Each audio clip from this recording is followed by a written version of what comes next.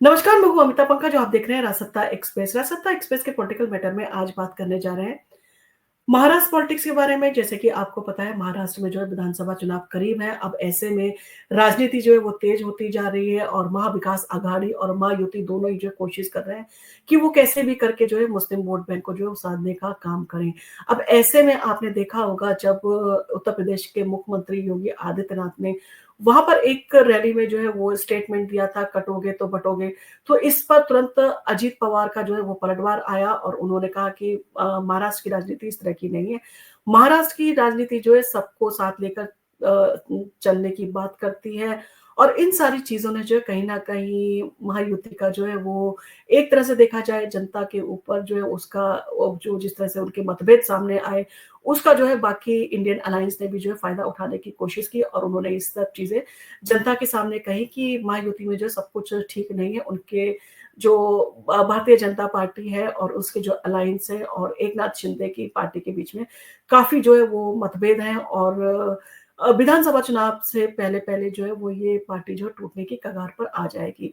अब उलेमा बोर्ड की महाविकास आघाड़ी को 17 जो है वो शर्तें दी गई हैं और मुस्लिम आरक्षण से लेकर आरएसएस पर जो है बैन लगाने तक की उन्होंने जो है मांग की थी। और इन सारी चीजों के साथ क्या मुस्लिम वोट बैंक को साधने के लिए महाविकास आघाड़ी उनकी सारी शर्तों को जो है मानने के लिए मजबूर है या वो उसके सामने झुक रही है। महाराष्ट्र विधानसभा चुनाव 2024 से पहले ऑल इंडिया उलेमा बोर्ड महाराष्ट्र ने जो है वो महाविकास आघाड़ी को जो है समर्थन देने के लिए 17 शर्तें जो है वो उनके सामने रखी हैं और इन शर्तों में मुस्लिम आरक्षण, इमाम और मौलाना के लिए मासिक भत्ते से लेकर आरएसएस पर प्रतिबंध लगाने तक की जो है शर्तें शामिल हैं। उलेमा बोर्ड ने जो है एक पत्र के जरिए ये शर्तें महाविकास आघाड़ी को जो है वो दी है और जिसे कांग्रेस और शिवसेना और एनसीपी के जो नेता हैं उन्होंने स्वीकार कर लिया है। और कांग्रेस और एनसीपी का समर्थन हमेशा से जो है वो मुस्लिम समुदाय को रहा है। तो ऐसे में उनकी शर्तें मान लेना उनके लिए जो है कोई बड़ी बात नहीं है। और कांग्रेस के महाराष्ट्र अध्यक्ष नाना पटोले ने जो है उलेमा बोर्ड के समर्थन का जो है वो स्वागत करते हुए उन्हें धन्यवाद दिया है और आश्वासन दिया है कि विधानसभा चुनाव में उनकी 17 शर्तों को जो है लागू करने के लिए कदम उठाए जाएंगे। उन्होंने ये भी कहा कि कांग्रेस पार्टी हमेशा उलेमा बोर्ड से चुनाव प्रचार में जो है मदद की भी जो है उम्मीद करती है। और एनसीपी के शरद पवार ने भी बोर्ड को जो है धन्यवाद देते हुए अपील की कि वो एमबीए के उम्मीदवारों को जो है जीत के लिए उनका प्रचार प्रसार भी करें और बाकी में जो है उनका संदेश भी और उनका जो मैनिफेस्टो है उसको भी जन जन तक जो है पहुंचाने का काम करें। और उलेमा बोर्ड की जो 17 शर्तें हैं जो उन्होंने जो है वो महाविकास आघाड़ी के सामने रखी हैं, ऑल इंडिया उलेमा बोर्ड ने महाविकास आघाड़ी से जो है कुल 17 शर्तों की जो है मांग की है, जिसमें कुछ प्रमुख शर्तें जो है वो इस प्रकार है जो हम आपको बताने जा रहे हैं। नंबर 1 उनकी जो शर्त है उसमें ये है कि वक्फ बिल का जो है वो विरोध किया जाए। उलेमा बोर्ड ने वक्फ बिल बोर्ड का जो है वो विरोध किया है और उसे निरस्त करने की जो है मांग की है कि पार्लियामेंट में उसको जो है वो रखा गया, उसको जो है पूरी तरह से जो है निरस्त कर दिया जाए। दूसरी उनकी जो शर्त है वो ये है कि 10% मुस्लिम आरक्षण जो है वो दिया जाए। उलेमा बोर्ड ने नौकरी और शिक्षा में मुस्लिम समुदाय के लिए 10% आरक्षण की जो है मांग की है। जो उनकी तीसरी शर्त है वो है मौलाना और इमाम को 15,000 रुपए भत्ता दिया जाए। सरकार द्वारा हर महीने मस्जिदों और इमाम और मौलाना को जो है वो 15,000 रुपए जो है भत्ते के रूप में दिए जाने का वादा किया जाए। चौथी उनकी शर्त है उसमें है कि मुस्लिम पुलिस भर्ती में उन्हें जो है वो ज्यादा से ज्यादा सीटें दी जाए।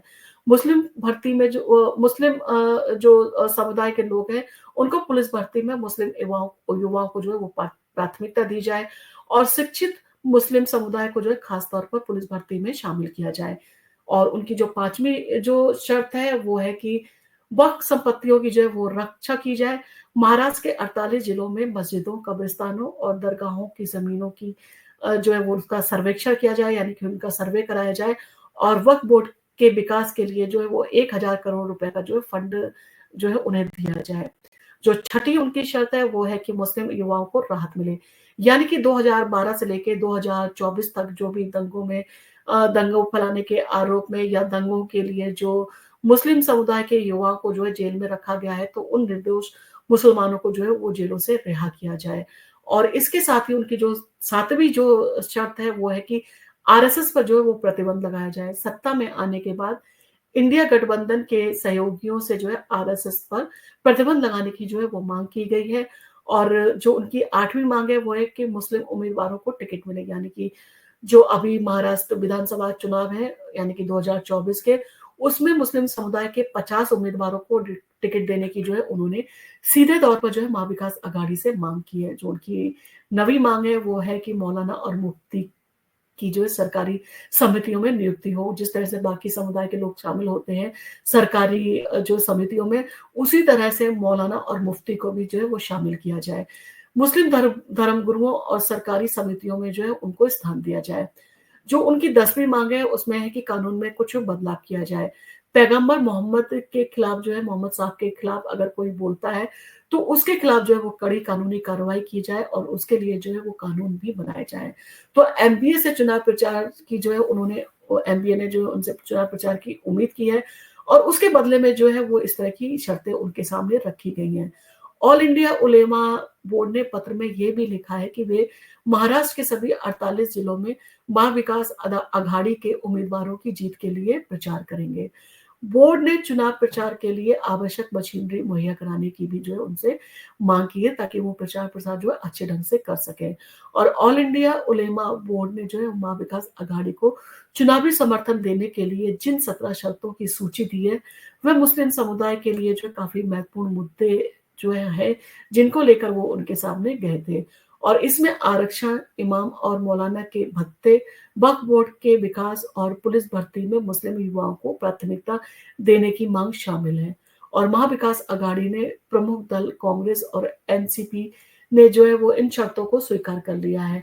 अब उलेमा बोर्ड से जो है चुनाव प्रचार करने की जो है उन्होंने मांग की है। अब देखना होगा क्या उलेमा जो है वो, उलेमा बोर्ड जो है वो चुनाव प्रचार में महाविकास अघाड़ी के लिए जो है वो एक फायदे का सौदा जो है वो साबित हो पाता है, जिस तरह का जो है वो चुनाव प्रचार कराने के लिए उनसे उम्मीद रख रहे हैं और जिस तरह से उनकी शर्तों को मांग रहे हैं। क्या आपको लगता है कि ये सारी शर्तें जो है संवैधानिक है और इन शर्तों को जो है वो पूरा किया जाना जरूरी है, या सिर्फ अपने मौके के लिए सिर्फ उनको इन शर्तों का जो है वो माने जाने का जो है वो समर्थन कर रहे हैं महाविकास अघाड़ी, और चुनाव जीतने के बाद में वो इन शर्तों से जो है अपना पल्ला झाड़ते हुए नजर आएंगे? आपका इन चीजों के बारे में क्या कहना है? जिस तरह से कांग्रेस और समाजवादी पार्टी ने उत्तर प्रदेश में मुस्लिम समुदाय को साधने का जो प्रयास किया था, जिस तरह के वादे किए थे, चुनाव प्रचार जो है पूरा होने के बाद में, चुनाव में जीतने के बाद में उन्होंने उन सारे वादों को जो है वो कहीं ना कहीं टाल दिया, या उन्होंने कहा क्योंकि सेंटर में उनकी सरकार नहीं है तो इस तरह के वादे वो पूरे नहीं कर सकते। तो कहीं इसी तरह का जो है वो लारा लप्पा कहा जाए या इस तरह की जो है वो कैंडी एक देने का काम जो है मुस्लिम वोट को तो नहीं कर रहे हैं। ये सारी चीजें जो है चुनाव के बाद में साबित होंगी कि क्या वो इन सारी शर्तों को जो है वो पूरी तरह से पूरा कर पाएंगे, या ये शर्तें मानने का सिर्फ उनका जो है दिखावा है। इन सारी चीजों के लिए आपका क्या कहना है? क्या आपको लगता है कि इन सारी शर्तों को जो है वो महाविकास अघाड़ी जो है इसी तरह से जो है पूरी कर देगा, जिस तरह से बात कर रहा है और जिस तरह का चुनाव प्रचार हो रहा है, जिस तरह से बाकी पार्टी जो है वो बात कर रही है, तो कहीं ना कहीं महायुति के लिए जो है एक बड़ा चुनौती का जो है वो देखा जाए दौर है। और क्या महायुति जो है अपने अलायंस को साधने में और बाकी सारी चीजों के साथ में चुनाव लड़ने में और चुनाव जीतने में कामयाब हो पाएगी, या इस बार उद्धव और एनसीपी और शरद पवार जो जिस तरह की रणनीति बना रहे हैं, तो कहीं ना कहीं वापस उद्धव सरकार को जो है वो महाराष्ट्र में जो है अपने पैर पसारने का मौका मिलेगा। क्या वो इन सारी चीज़ों के साथ में जो है जीत हासिल करने में कामयाब हो पाएँगे? जिस तरह से एकनाथ शिंदे ने जो है वो पार्टी से अलग होके अपनी पार्टी बनाई थी, क्या वो अपने आप को प्रूव करने में इस बार के जो विधानसभा चुनाव है उसमें कामयाब हो पाएँगे? आपका इन सारी चीज़ों के बारे में क्या कहना है और आपका क्या कहना है? क्या भारतीय जनता पार्टी जो है वो उसका पूरा प्रयास रहेगा कि वो महाराष्ट्र में ज़्यादा से ज़्यादा सीटें जीते, और इन सारी चीज़ों के साथ में कांग्रेस और महाविकास अघाड़ी भी जो है अपना जो है वो कमर कस के जो चुनाव प्रचार करने में लगे हैं। और महाराष्ट्र के चुनाव प्रचार में जो है जिस तरह से राहुल गांधी और बाकी लोग जो है वो प्रचार कर रहे हैं, कहीं न कहीं उसमें मजबूती देखने को मिल रही है। तो क्या आपको लगता है कि महाराष्ट्र का चुनाव जो है इस बार उद्धव पक्ष में जो है जाने की उम्मीद है? आपका इन सारी चीज़ों के बारे में क्या कहना है? अगर आपका जो भी राय हो आप हमको कमेंट करके बता सकते हैं। और आपको अगर हमारा वीडियो पसंद आया तो आप इसको लाइक कीजिए, शेयर कीजिए, सब्सक्राइब कीजिए। हम आपके लिए इसी तरह के वीडियो लेके आते रहेंगे। धन्यवाद।